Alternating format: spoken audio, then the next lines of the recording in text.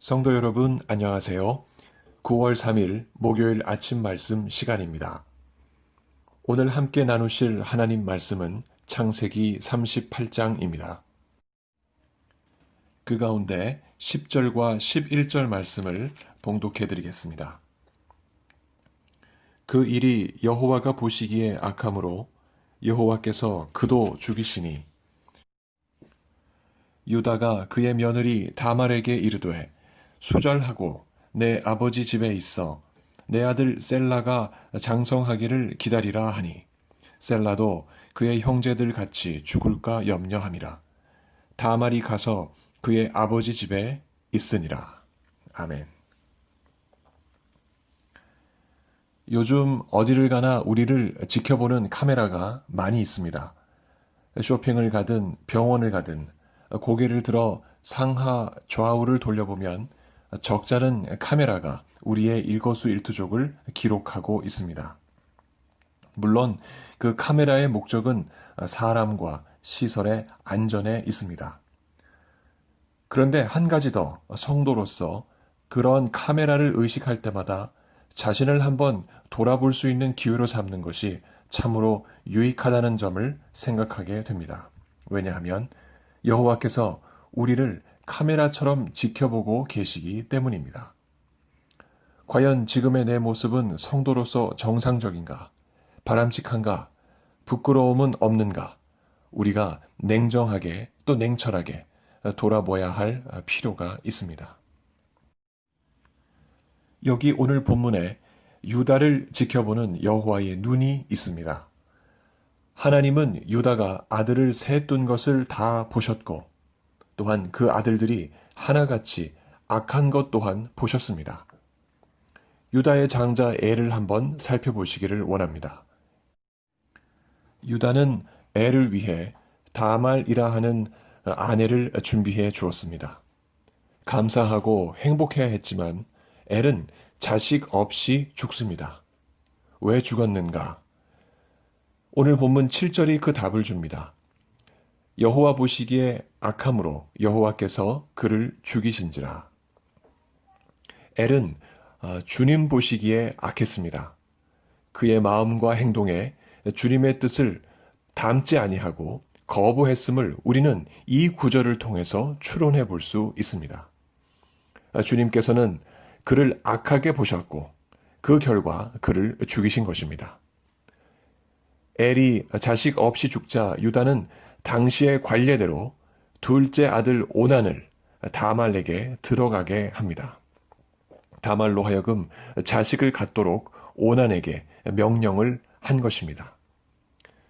그러나 오난은 유다의 말을 따르지 않습니다.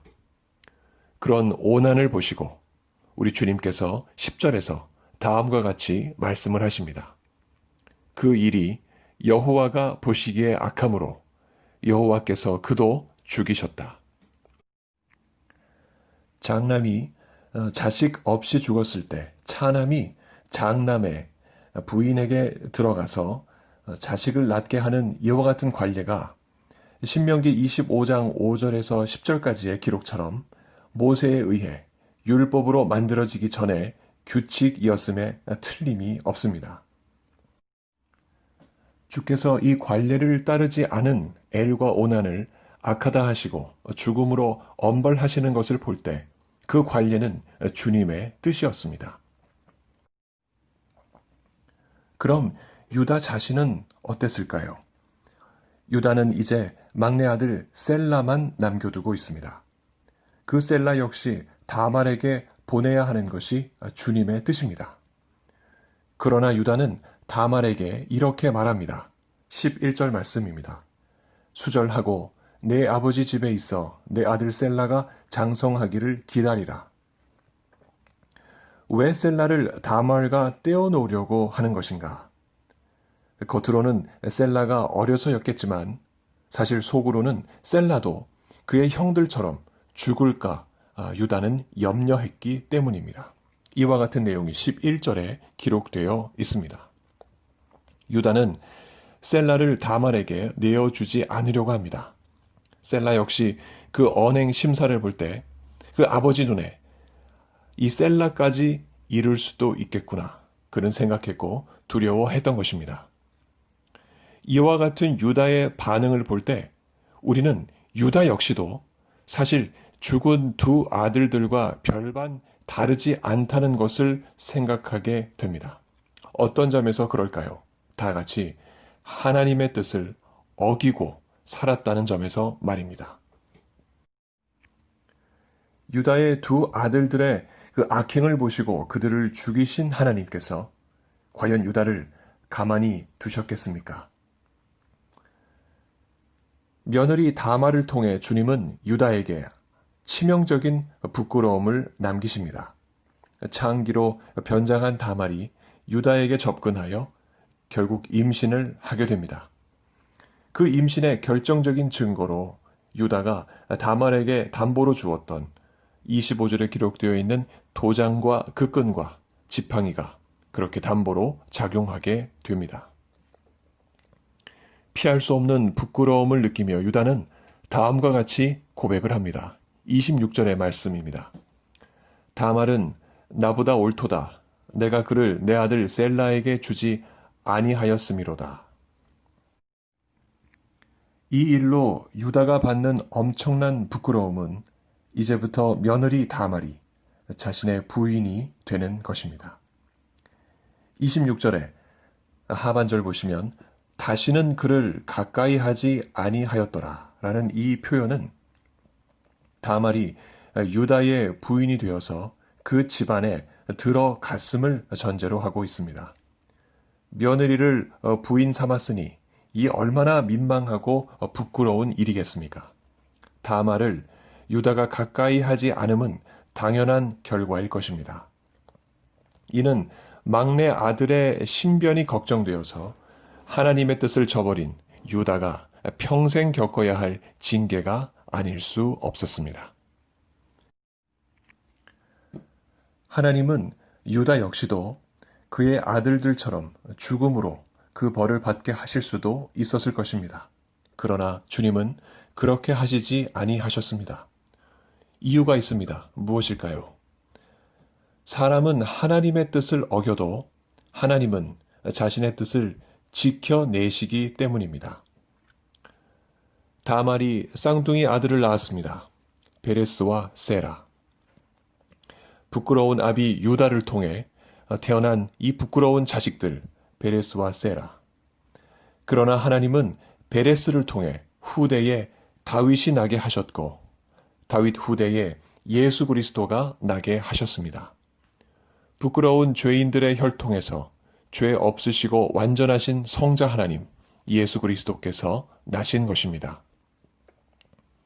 택하신 주의 백성을 구원해 내시고자 하시는 이 성부 하나님의 뜻은 인간의 끊임없는 죄와 허물, 변절과 더러움에도 불구하고 하나도 어긋나는 일 없이 예수 그리스도를 통하여 완벽하게 이루어졌습니다.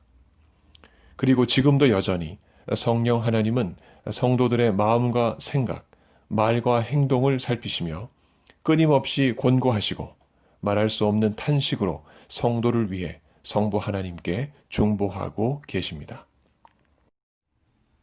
성도 여러분, 유다를 보셨던 그 눈동자로 하나님은 오늘도 여전히 우리를 바라보고 계십니다.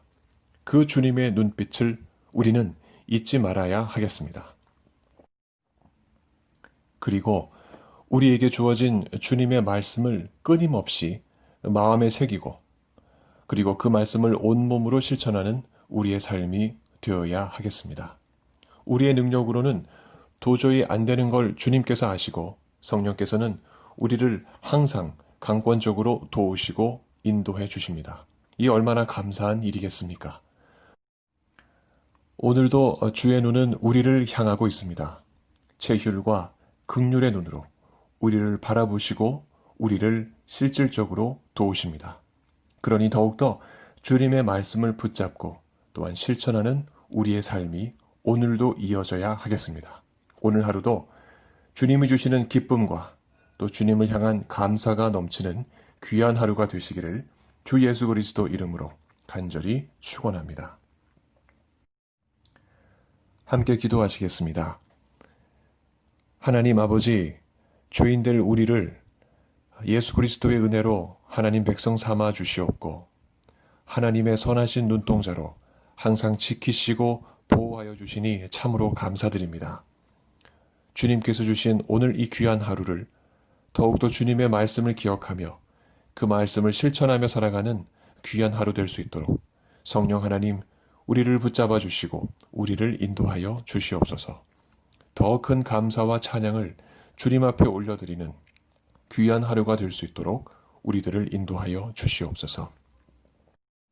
몸이 아파 주님 앞에 치료를 구하는 하나님의 백성들의 소리를 들으시며 주님께서 어서 속히 치료해 주시기를 간절히 기도합니다. 뿐만 아니라 삶의 여러 가지 문제로 주님 앞에 그 길을 찾는 백성들의 소리에도 주님께서 응답하시고 화감하셔서 아버지의 뜻을 속히 이루어 주시기를 간절히 소원합니다. 오늘 하루도 주님 앞에 기쁨과 감사를 올려드리는 귀한 하루 될 수 있도록 우리 모두를 이끌어 주실 것을 믿사오며 예수 그리스도 이름으로 기도하옵나이다. 아멘.